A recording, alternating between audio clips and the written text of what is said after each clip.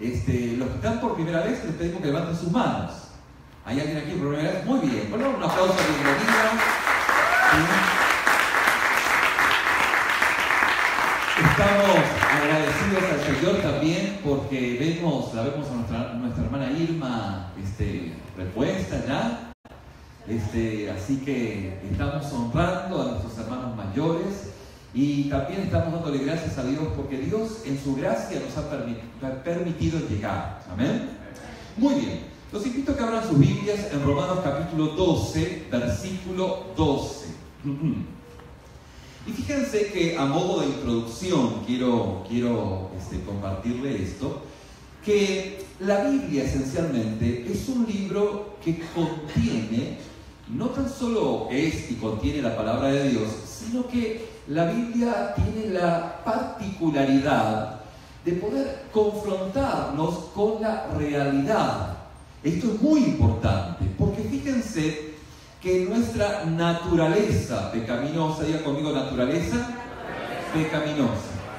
Nuestra naturaleza pecaminosa tiende a poder soñar, a poder evadir la realidad, a lo que, muchos sociólogos llaman, o mejor dicho, gente que estudia, la perspectiva de la vida, hablan acerca del pensamiento mágico, es el pensamiento del abracadabra. Y fíjense que ya lo hemos hablado en reiteradas oportunidades, pero el pensamiento mágico prolifera dentro de las situaciones críticas y mayormente donde hay mayor necesidad en todos los aspectos, el pensamiento mágico hace su despliegue mayor. ¿Por qué? Porque la gente quiere o pretende salvarse de una manera mágica. ¿Y qué ocurre en la iglesia? Bueno, la iglesia es un ámbito donde se pudiese cultivar este pensamiento, porque si obviamente permea o entra en el pensamiento de la iglesia, pues aquellos predicadores o aquellos expositores, salvando no vamos a valorizar cómo o de qué manera, porque hay algunos que honestamente creen, ¿no es cierto?, pues ellos introducen el pensamiento mágico y el abracadabra es algo que se va, introduciendo en la vida de la gente y la gente confunde lo que es un milagro con el pensamiento mágico. Decíamos, y ya lo dijimos en reiteradas oportunidades, en que un milagro son poner los panes y los peces y Dios hace la obra. Es poner una vida totalmente destruida y Dios la transforma. Es poner el agua y Dios transforma esa agua en el fruto de la vid. Vemos que el milagro tiene que ver con aquella acción de Dios, pero hay una disposición de nuestro corazón. El pensamiento mágico es el abracadabra. ¿Cuántos? A la 1, a las 2 y a las 3, ¿no? Irónicamente. Pero eso justamente se aplica y se confunde y no se entiende, o mejor dicho, empieza a mezclarse con lo que es un milagro. Y un milagro no es magia. Un milagro es el obrar de Dios en cada una de nuestras vidas. ¿Amén? Y Dios soberanamente, diga conmigo soberanamente, Dios soberanamente puede complacer o conceder los anhelos de mi corazón. Esto es muy importante entenderlo, porque uno con todo su corazón, esta mañana antes de comenzar el servicio, me hablaba una persona hablándome que ya estaba casi al punto del suicidio en su vida, todas las cosas estaban mal. Es una realidad muy fuerte. Pero el punto es que dice, pero yo le pedí a Dios que cambie esta situación y que cambie a mi esposo, ¿no? Y Dios pareciera que no está haciendo nada. Y fíjense que al final del día, la petición que usted le hace a Dios es una petición honesta, de un corazón sencillo, sincero, centrado en aquel momento en que está pasando. Tanto así como Jesús en el Getsemaní: Padre, si es posible, ¿qué dijo el Señor? Pasa de mí esta copa. Y ahí usted encuentra su oración, ahí encuentra su petición. Ahí está enclavado su deseo, el deseo de Señor, si es posible, pasa de mí esta copa. Padre, avisoro el futuro y no es un día viernes, No es un día con claridad, sin nubes. No, es un día tormentoso el futuro que estoy avisorando. Pero, Señor, si es posible, si es posible. Ahí está la oración. Pero el Señor Jesús dice, mas no se haga mi voluntad, sino la tuya. Enseñándonos aún en el momento de situaciones críticas, complejas, complicadas, que la soberana voluntad de Dios se aplica entre mi necesidad y mi persona. Y obviamente tengo que tener fe, como dijimos en reiteradas oportunidades, para aceptar, fe para entender, fe para recibir aún el momento en el cual esa copa que Dios permite que pueda atravesar conforme a su soberana voluntad para un propósito. Porque la palabra dice que no todas las cosas son buenas, pero que todas las cosas al Hijo de Dios le ayuda para bien. Amén. Dentro de este contexto, vamos a volver a Romanos capítulo 12, versículo 12. El título de la enseñanza de esta mañana es Felices en la esperanza, pacientes en el dolor, constantes en la oración. Y usted va a Romanos capítulo 12, versículo 12, dice, gozosos en la esperanza, sufridos en la tribulación, constantes en la oración. Alguno dirá, pastor, no hizo mucho esfuerzo en pensar el título del mensaje. Es la copia del texto bíblico. Y la verdad que sí, porque aquí en el versículo bíblico hay una descripción de la vida cristiana que no se puede decirlo de diferente forma. Si uno dice algo diferente o más sencillo, no está diciendo lo que realmente es justamente la vida cristiana, que dice, gozándoos en ¿qué? En la esperanza. Perseverando en ¿qué? En el sufrimiento, en la tribulación. Y luego dice, dedicados a la oración. Fíjense que esto es una descripción de la vida de un hijo de Dios.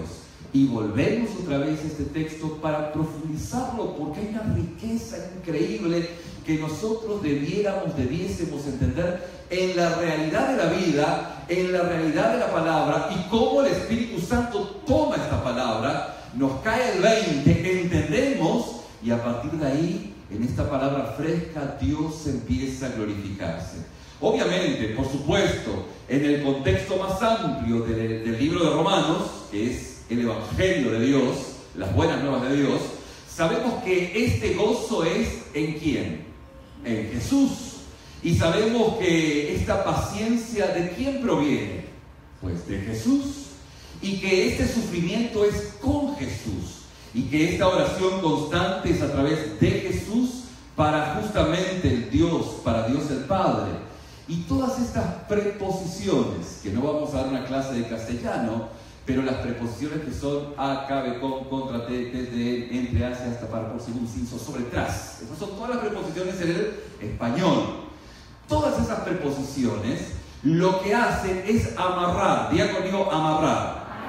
Amarrar, pues, una palabra con la otra. Y podemos decir que el gozo está amarrado ¿con quién? Con Jesús.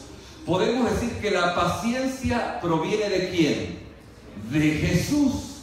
Por eso es muy incompatible decir que yo soy cristiano y soy impaciente. Una cosa no comulga con la otra. O soy cristiano o soy impaciente. Porque el cristiano dice la palabra que, ¿cómo dice? Pacientemente esperé en quién. En Jehová. Amén. Y oyó mi oración. Muy bien, muy bien. Y oyó mi oración. Pero ¿cómo fue mi actitud? Pacientemente. La fe y la paciencia son sinónimos bíblicamente hablando. Y en este contexto es que el apóstol Pablo nos está llevando a esta descripción de la vida cristiana, gozándoos en la esperanza, perseverando en el sufrimiento y dedicados en la oración. En Jesús, la paciencia proviene de Jesús, el gozo está en Jesús y el sufrimiento es con Jesús, amarrado con Jesús. Y la oración constante es a través de Jesús para Dios el Padre. Y esta conexión que se da es una verdad que nosotros empezamos a profundizar, no que la hayamos descubierto, porque la conocemos, porque el Espíritu Santo ya está ministrando en nuestras vidas, y de esa manera podemos encontrar estas verdades, cómo se van enlazando y cómo van trabajando en cada una de nuestras vidas. Pero antes de hablar del sufrimiento y la esperanza y el gozo y la perseverancia y la oración, permítanme volver otra vez a relacionar todo esto con el enfoque que el apóstol Pablo hace en versículos anteriores, hablando del amor. Dice, el amor sea sin fingimiento. Que lo que decíamos domingo pasado, porque usted sabe que hace 2 años que venimos hablando de Romanos, nos falta nada menos que solo 2 añitos más. Así que nada más, en 2 años más terminamos. Esto es así. Tal vez usted dice, pastor, no va a terminar en 2 años. No. Tal vez nos lleve 2 años y medio, pero como sea, en menos de 3 años terminamos, ¿sí? Muy bien, claro, porque estamos observando la Biblia, estamos haciendo una teología bíblica. ¿Qué es la teología bíblica? Es observar el texto y entender lo que el texto nos está diciendo.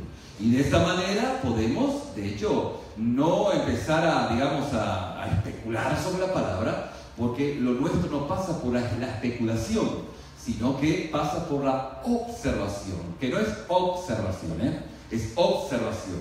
Y vimos que justamente el apóstol Pablo en el versículo 9 de Romanos 12 nos dice que el amor sea sin fingimiento. O sea, el amor debe ser sin hipocresía. Y vimos cómo aborrecer lo malo y aferrarnos a lo bueno es esencial para el amor. ¿Por qué? Porque Jesús nos presenta a Dios como su Padre y como un Dios bueno. ¿Se acuerdan? ¿Se acuerdan que la originalidad, diga conmigo originalidad? La originalidad de Jesús no estaba en decir que Dios era su Padre. Esa no es una idea original. ¿Se acuerdan que decíamos?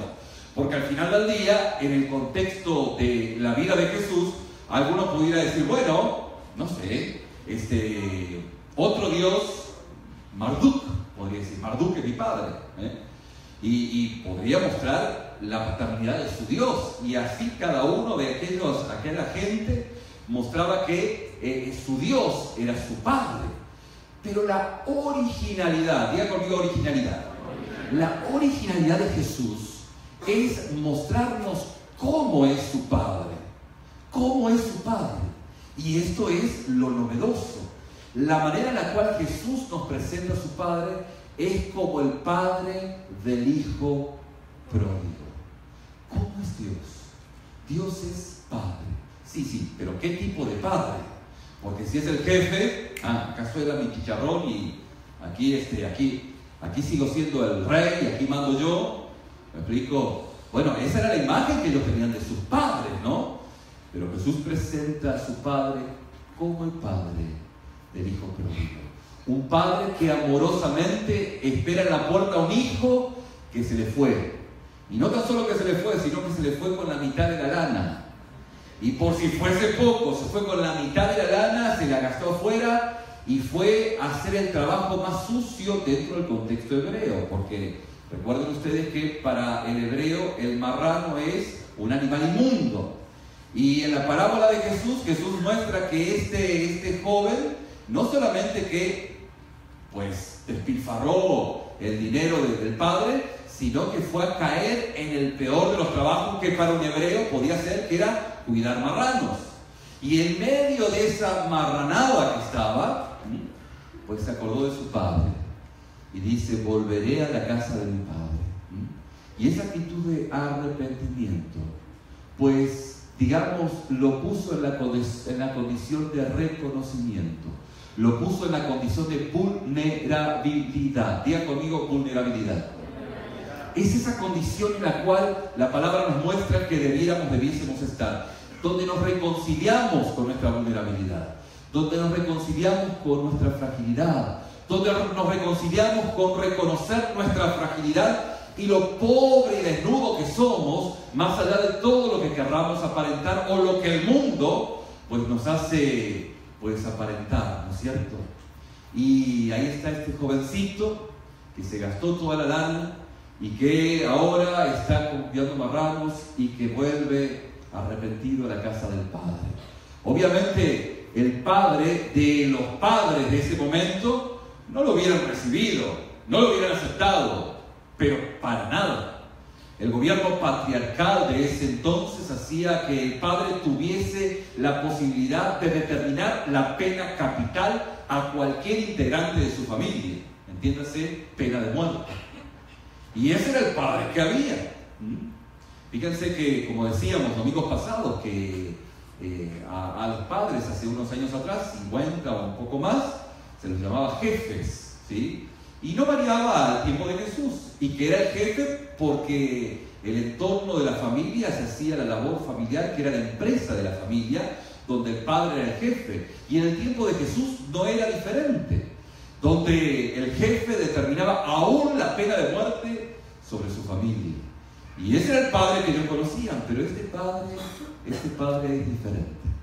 Este padre estaba esperando en la puerta a su hijo, y cuando lo vio, salió corriendo. ¿Quién salió corriendo? El padre. ¡Wow! Y la gente que escuchaba a Jesús decía, este padre sí que es padre, ¿eh? Está padre este padre, ¿no? Está bien padre. Y le decía, bueno, este es mi padre. Y bueno, ve la mendicidad, ve lo difícil que está ese joven, ese hijo, pero ve la condición de pródigo. Diga conmigo, pródigo. Pródigo. Y en la primera evidencia de pródigo, el padre sale corriendo. Fíjese qué notable. Este es el Dios de amor que nosotros creemos. Otra imagen es una ilusión óptica.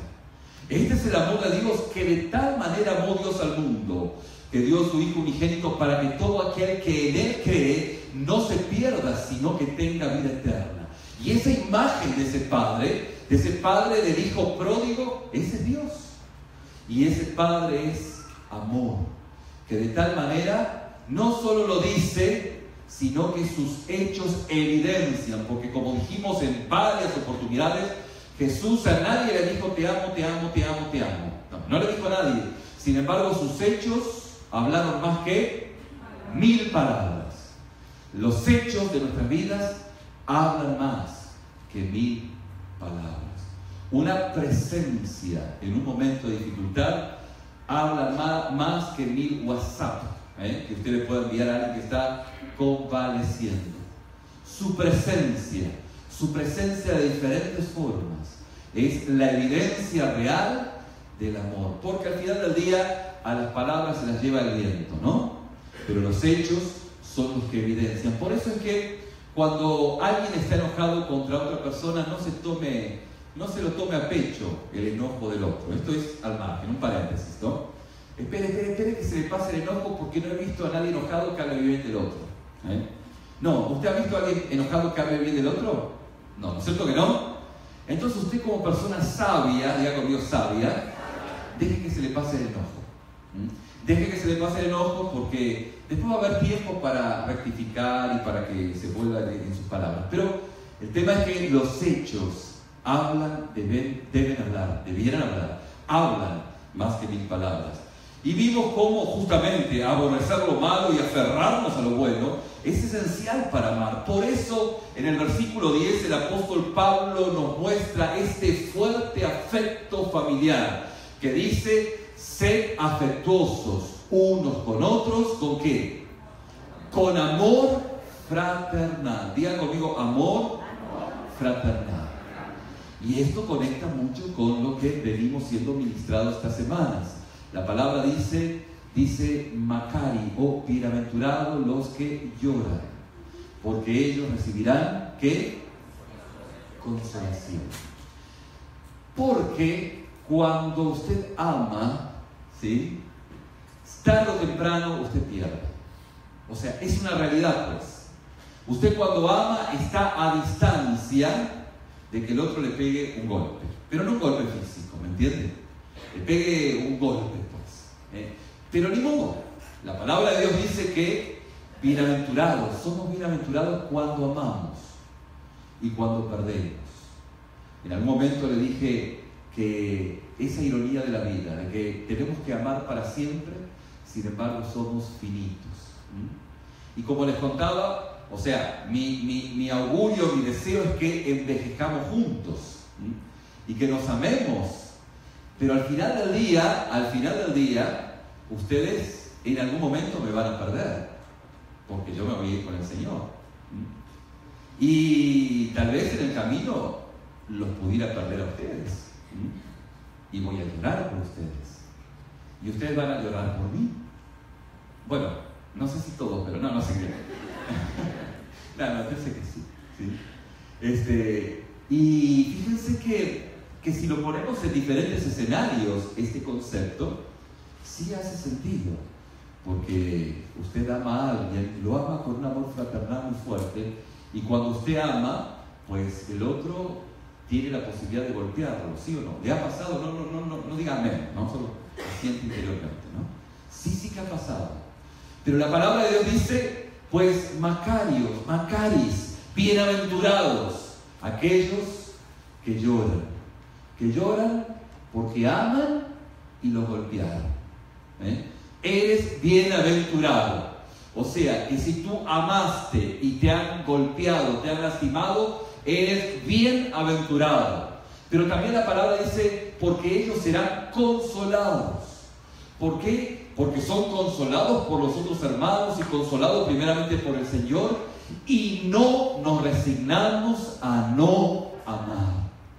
Pues decimos, bueno, sí, me fue como en feria, ahora que amé a tal o cual persona, o a tal o cual familia, pues los amé entrañablemente y he sido lastimado. Bueno, llorar lo que tengas que llorar, pero no te cierres, dile al hermano, no se cierre. Tienes que volver a amar. Tienes que volver a amar, dígaselo, tienes que volver a amar. Esto no es un dicho del pastor, es una ordenanza de la palabra. No te tienes que resignar, no. Esta persona me lastimó, mira lo que me hizo, se terminó. Aquí yo planto mi barrera. No. Eso no dice la palabra. La palabra dice que tenés que volver a amar. Pero de antemano te repite, mira, pero te puede volver a pasar. Y no te preocupes, y seguramente te ha de pasar 1,000 veces. Pero ahí está. Tienes que seguir haciéndolo. No te puedes resignar, no te puedes cerrar. Tienes que amar y esperar, obviamente, que esto no te vuelva a pasar. Pero está dentro de las posibilidades, ¿sí o no? Está dentro de las posibilidades. Pero bueno, ni modo. Ya está advertido, sobreadvertido, como dice el dicho, no hay engaño. Sobre lo advertido, la palabra de Dios te advierte que tenés que hacerlo. Pero también te dice que aún amando entrañablemente a alguien, o ese alguien te perderá, o tú lo perderás. Y es eso. Y ahí está. Así que justamente ser afectuosos unos a otros con amor fraternal tiene que ver con esto. Y es parte de ese amor elegir dar honor. Diga conmigo honor. Dar honor en lugar de ser honrado. ¿Qué es dar honor? Es reconocimiento, es valoración, es dar la vida, pues, ¿bien? En todo lo que esto signifique o usted pueda comprender, en el entorno en el cual usted se encuentre. El no vivir para usted mismo, sino vivir para su entorno, sabiendo que, pues, Dios se lo está pidiendo de esta manera. No esperando buscar el beneficio de todo lo que usted hizo, porque al final del día, quien está observando, usted lo hace para el Señor. Y Dios ha de darle ese cuidado a usted en todos los momentos de su vida. Así que cuando llegamos al versículo 12, tenemos justamente el tema dominante del amor timbrando en nuestros corazones. Justamente el versículo 12 dice: gozaos en la esperanza, sufridos en la tribulación, constantes en la oración. Dentro del contexto del amor, que este amor es sin ¿qué? Fingimiento. Es un amor real, de un corazón real, que pues no tiene temor a ser lastimado, sabe que corre el riesgo, pero ni modo, sé que corro el riesgo, pero ni modo.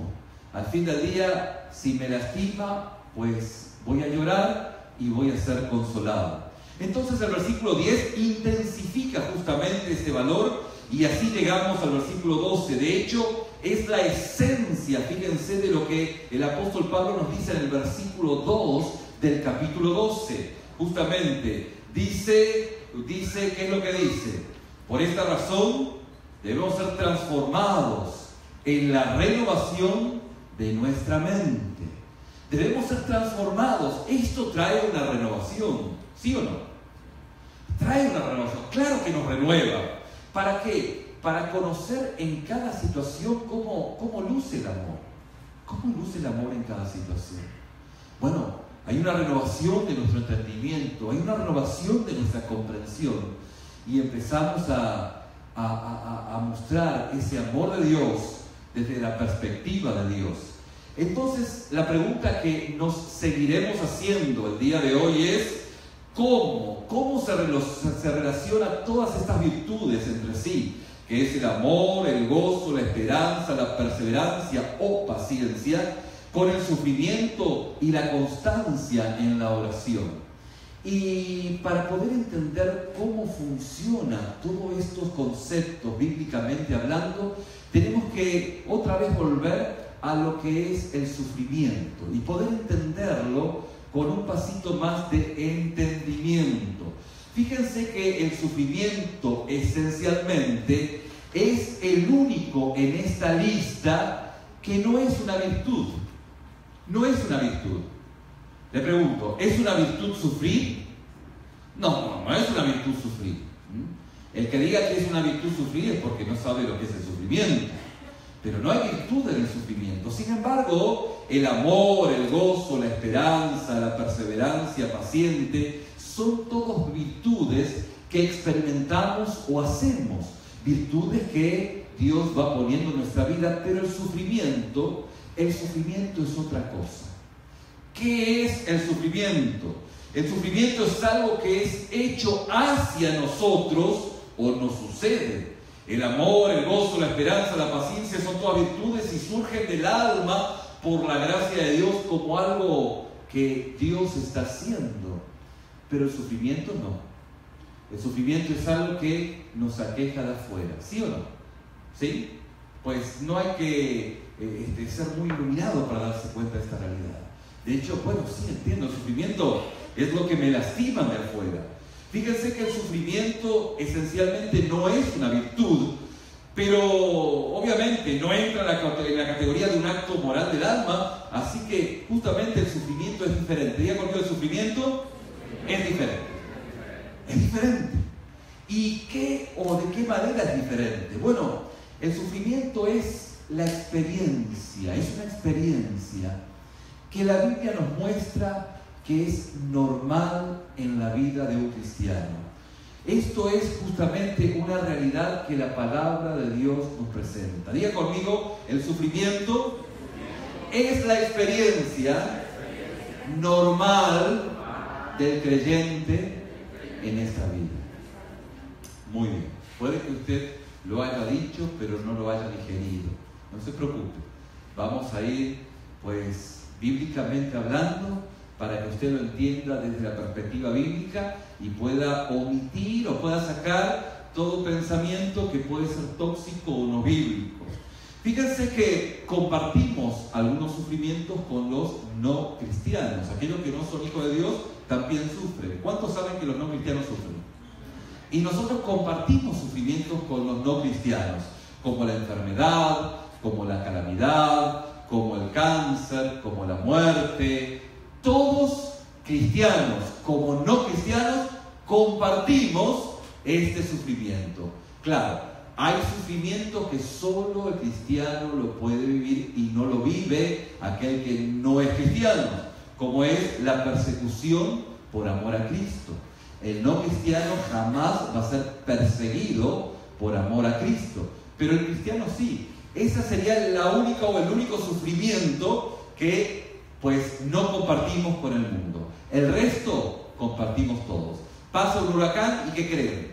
Se moja la casa del vecino y se moja mi casa también, y así en cada situación de la vida. Pero mi punto principal aquí es que ese sufrimiento, tribulación, es normal y debe ser experimentado en este mundo. Aunque no nos guste o digamos el mundo esté diciendo que usted tiene que parar de sufrir. Pues la Biblia nos dice que justamente la tribulación o el sufrimiento es normal. Diga conmigo, normal. Es normal dentro de la vida de este mundo. De hecho, el apóstol Pablo lo presenta como la base para todo nuestro amor y gozo y esperanza y paciencia y oración. Fíjense cómo la perspectiva bíblica plantea esa situación, no como algo extraño, sino como algo normal, como la base para la situación o para la vida en sí. De hecho, la aflicción es donde vivimos, y esto es una realidad que presenta la palabra. Ahora, mi hermano, como dijimos domingos pasados, si usted no vive allí ahorita, mi querido, no se preocupe, para allá va, para allá va. No se preocupe, ya vivirá allí, ya estará viviendo ahí. O sea que aprender que es normal el sufrimiento será una gran ayuda cuando este sufrimiento venga. Sobreavisado, como dijimos, no hay reclamo, ¿no? Y la palabra de Dios le presenta, le dice, mira, la vida conlleva sufrimiento. Y si no estás ahí, no te preocupes, en un tiempito ya vas para ahí, pero te lo aviso previamente para que no te agarre de sorpresa. Decíamos en una enseñanza pasada que Jesús fue el mejor hombre que vivió en la tierra de su humanidad, ¿sí o no? ¿Cuántos coinciden que Jesús fue el mejor hombre en su humanidad que vivió en esa tierra? ¿Sí o no? Jesús es 100% hombre y 100% Dios, en su divinidad y en su humanidad. Pero Jesús mismo, podemos ver que ninguno de nosotros podemos experimentar o vivir diferente a lo que vivió Jesús siendo el mejor hombre, ya que si Jesús justamente vivió aflicciones, ninguno de nosotros tenemos derecho a experimentar menos aflicciones que Él experimentó, ¿sí o no? Claro que es una realidad. Si Jesús fue el mejor hombre y Jesús sufrió tantas aflicciones, nosotros pues no podemos esperar otra cosa que aquello que vivió Jesús, ¿sí o no? Ahora, mi hermano, si experimentamos menos sufrimiento, menos dolor que el que experimentó Jesús, es por pura misericordia. Por pura misericordia. Es la misericordia de Dios. De hecho, no merecemos las vidas pacíficas que tenemos. Y esto debería ser una realidad de agradecerle a Dios.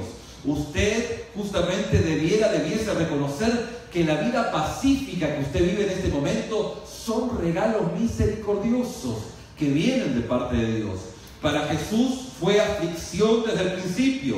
Su nacimiento fue escandaloso, concebido antes del matrimonio. Estuvo en un pesebre, fue amenazado y odiado por los poderes políticos, Herodes el Grande y su hijo el tetrarca. Apenas escapó de la muerte cuando niño y tuvo que volverse un refugiado en Egipto, como decíamos, con difíciles pues ahí papeles, y de esa manera continuó hasta ser acusado de sedición contra el César y ser crucificado. Esta fue la vida de Jesús.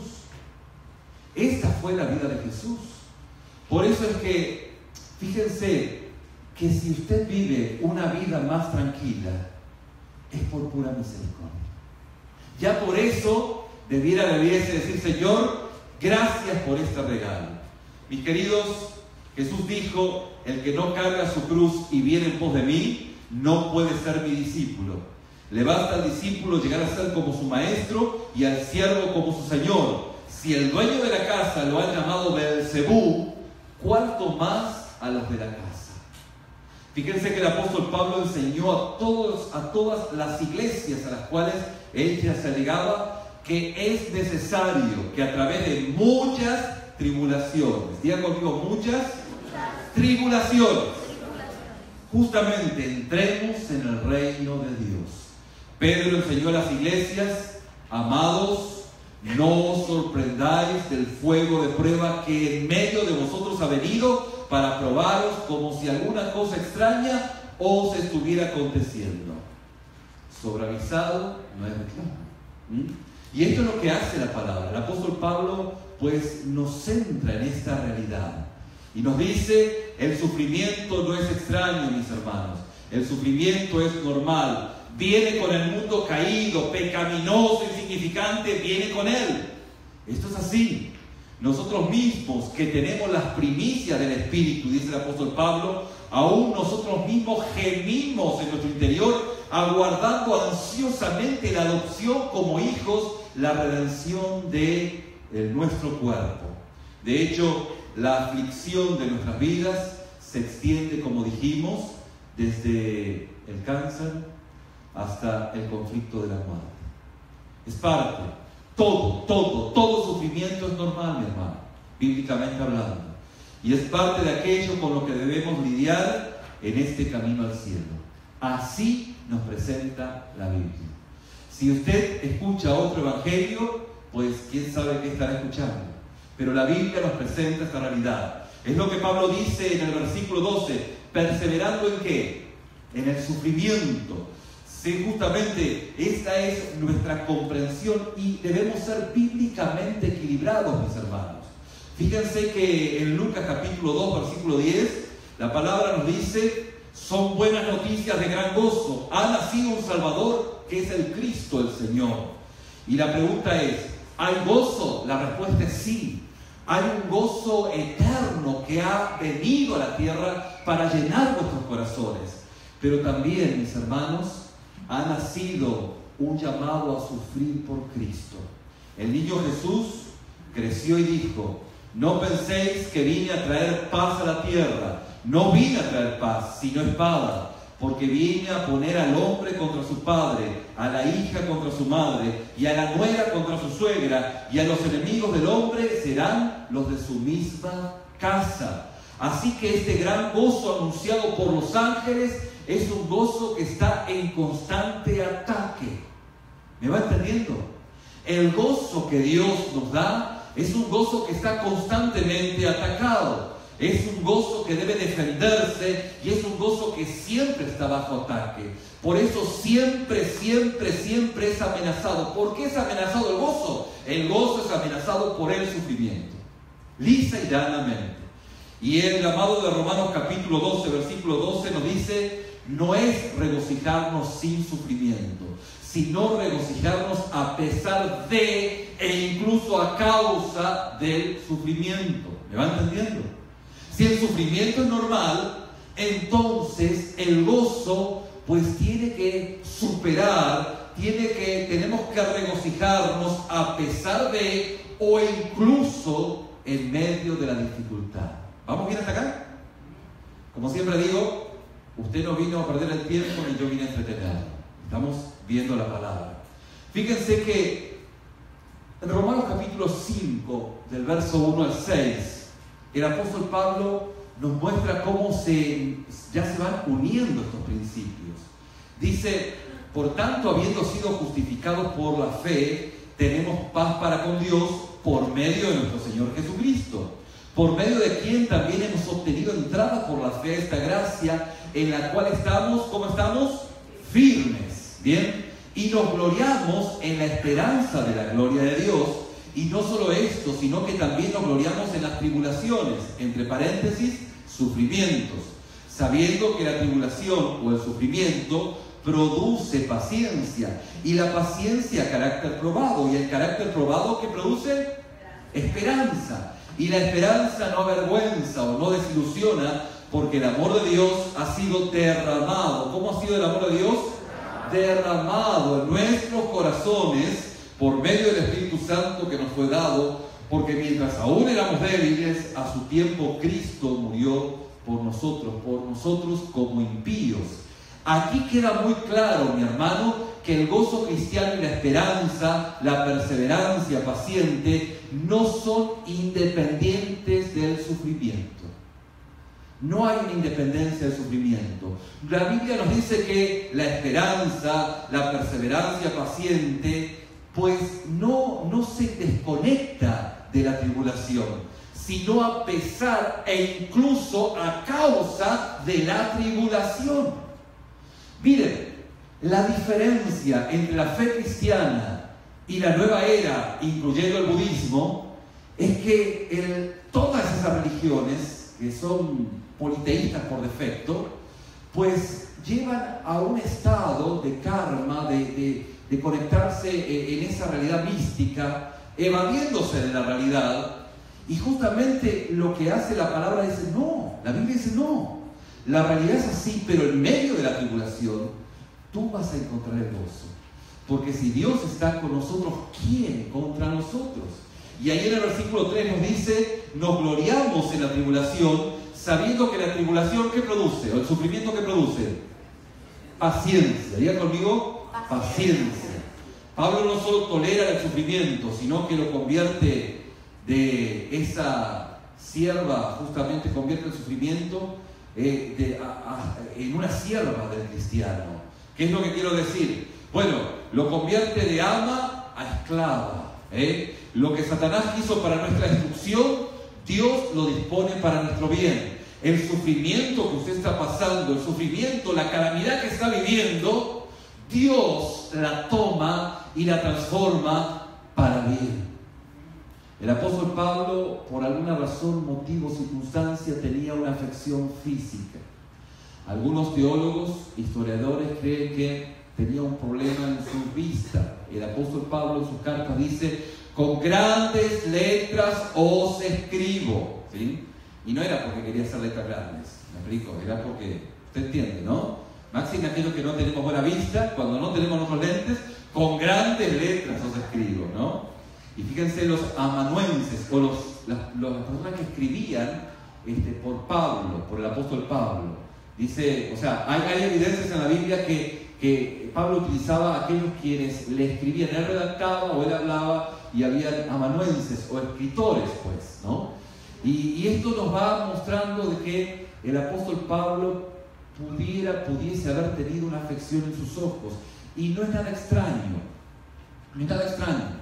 porque dice el apóstol Pablo que sufrió apedreadas, lo apedrearon.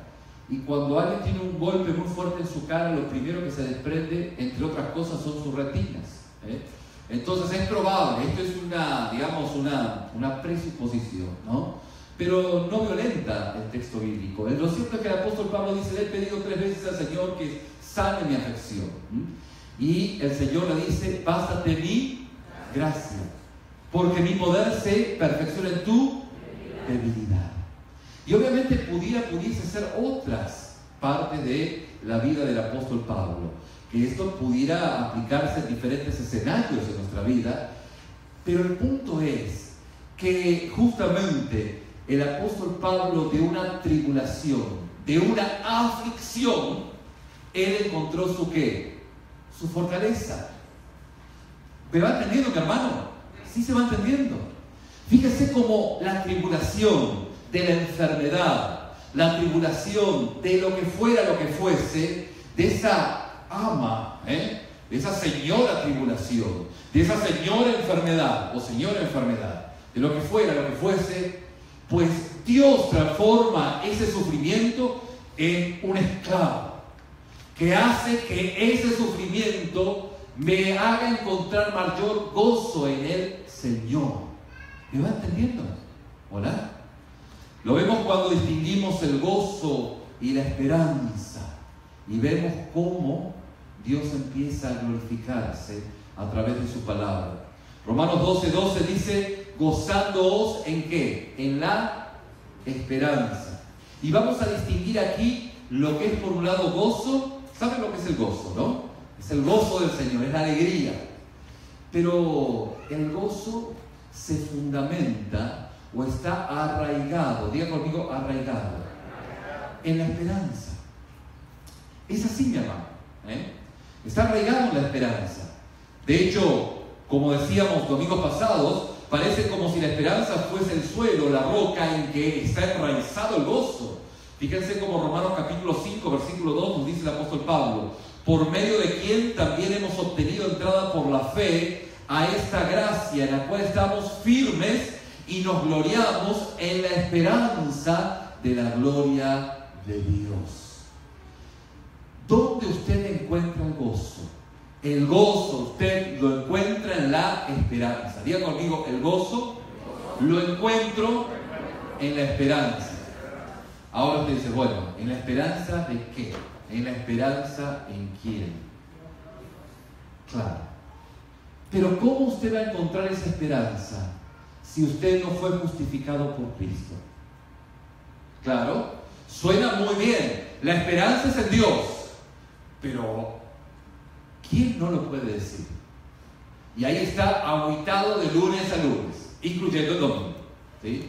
Está de tristeza en tristeza, no está de gloria en gloria. Porque dice, bueno, tengo que tener la esperanza en Dios, pero la esperanza se consolida en haber sido justificado por Cristo. Y ser justificado por Cristo es justamente haber experimentado aquella obra de redención en su vida, donde usted en su condición, ¿cómo era la condición? ¿Qué? No lo dije yo, no se ofenda. La congregación del auditorio dijo su condición marranesca, ¿sí? Que al final del día es lo que su conciencia grita, o al menos le dice. Y que al final del día, cuando esté ante el trono del Señor, ¿qué va a alegar? Pues su conciencia a gritos va a decir, mi condición marranesca, mi condición pecaminosa, porque ante Dios no se le puede mentir. Y cuando usted reconoce su condición pecaminosa, cuando usted reconoce su condición que está lejos de la presencia del Señor, como decíamos varias oportunidades, es como aquel que está en una cocina de un gran chef, llámese nuestro Señor, y ya estamos por terminar el mensaje. No se preocupe porque hablar de chef y de comida alguno puede, ¿no? Pero el Señor prepara manjares, ¿sí? Y yo lo que he hecho, pues le he hecho el feo a su comida. ¿Y qué ha hecho el chef? El chef pues me sacó corriendo, ¿no? Y me condenó a comer comida chatarra. Comida, pues, la que usted conoce, ¿no? Ahí, comiendo esa comida, los triglicéridos sube todo, ¿no? Sube todo. Se taponea por todo, así está, enfermo. De la única manera que usted puede, obviamente, comer estos manjares es reconciliándose con el chef. ¿Me va entendiendo? Si usted no se reconcilia con el chef, pues ni modo, no va a entrar a comer comidas aquí, para comer los manjares que Dios tiene para usted. Pero para que usted se reconcilie con el chef, usted, por la obra del Espíritu, tiene que reconocer su condición pecaminosa, su condición que su conciencia le está indicando. Cada uno sabe que sabe, cada uno sabe que sabe, no hace falta. Y en eso el Espíritu Santo, aún en este auditorio, en esta misma mañana, está indicándole cuál es su condición. Oiga, ¿de qué esperanza puede estar hablando si usted no está seguro si a dónde se va? Y usted dice, no, mi esperanza está en Dios. Sí, bueno, pero ¿en qué Dios? Tal vez es un cliché que usted dice. Mientras que cuando usted experimenta la justificación, haber sido justificado por Cristo, reconociendo su condición pecaminosa, reconociendo que usted está haciendo de su vida lo que a usted se le viene en ganas, diciéndole al Señor, mira, tú me quieres hacer feliz, tú quieres que yo coma este alimento, pero honestamente no te preocupes, la felicidad me la aplico yo, porque yo sé bien lo que a mí me ama. Y justamente lo cierto es, o la realidad es, que nosotros no sabemos hacernos bien a nosotros mismos. No podemos hacernos felices a nosotros mismos. Y el seguir nuestro camino, como decíamos, hace que nos golpeemos en la vida. Y al golpearnos en la vida, bíblicamente eso se llama pecado. ¿Por qué?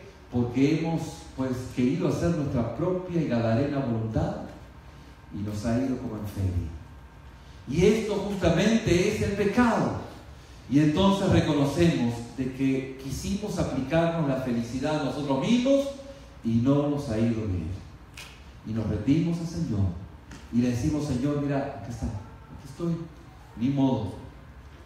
Y esta condición, este reconocimiento de mi condición, hace que pueda encontrar la justificación que es en nuestro Señor Jesús.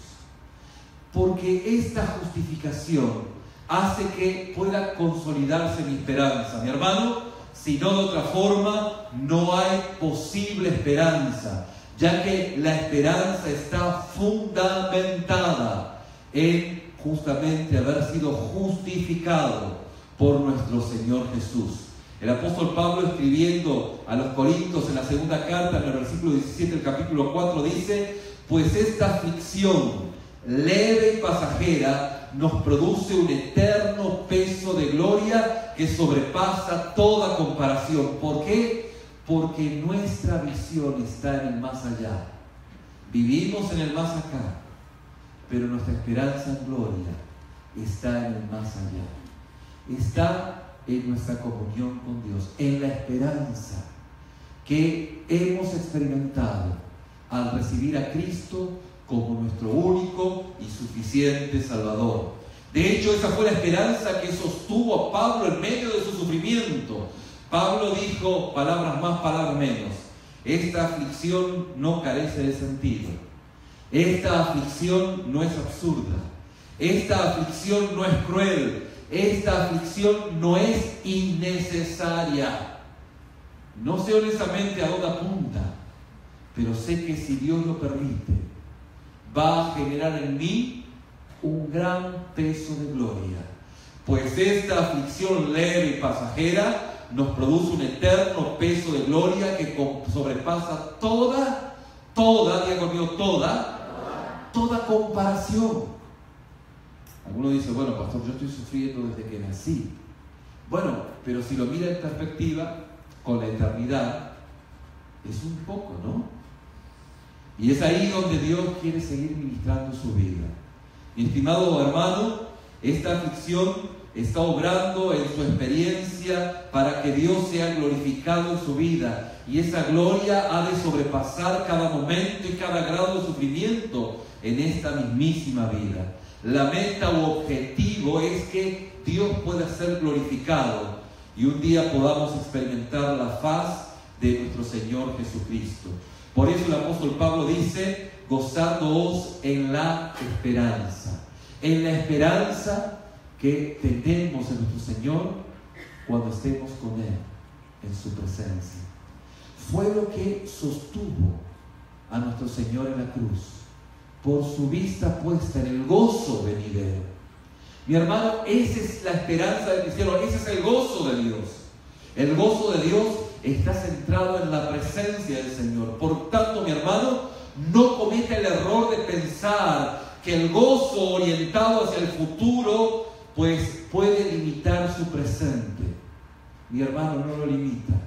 De hecho, a usted en esta mañana, si entiende esta enseñanza, esta enseñanza lo libera.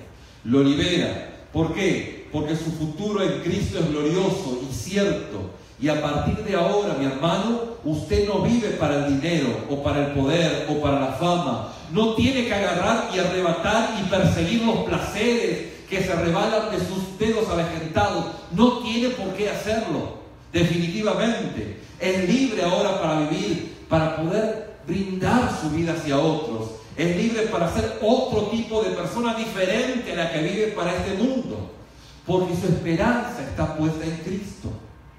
¿Me va entendiendo, mi hermano? Esta es la realidad del cristiano. Si su esperanza es gloriosa y cierta, usted buscará primeramente el reino de Dios y su justicia, y todas las demás cosas básicas serán, ¿cómo serán? Añadidas. Su amor será genuino, será radical, arriesgado, sacrificado por el gozo puesto delante suyo.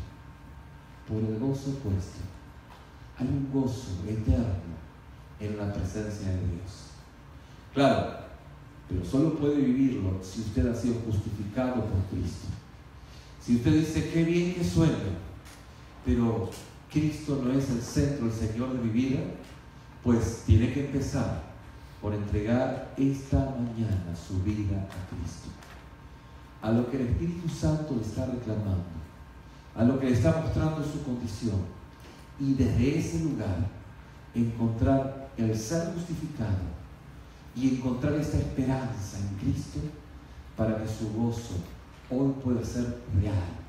Un gozo que se sobrepone a todo tipo de sufrimiento. El sufrimiento es inevitable, es totalmente inevitable, no se puede evitar, pues. Pero ni modo, depende mi vida no del sufrimiento ni de condiciones externas, depende de dónde y en dónde estoy afirmado. Amén. Invito en su rostro, vamos a orar.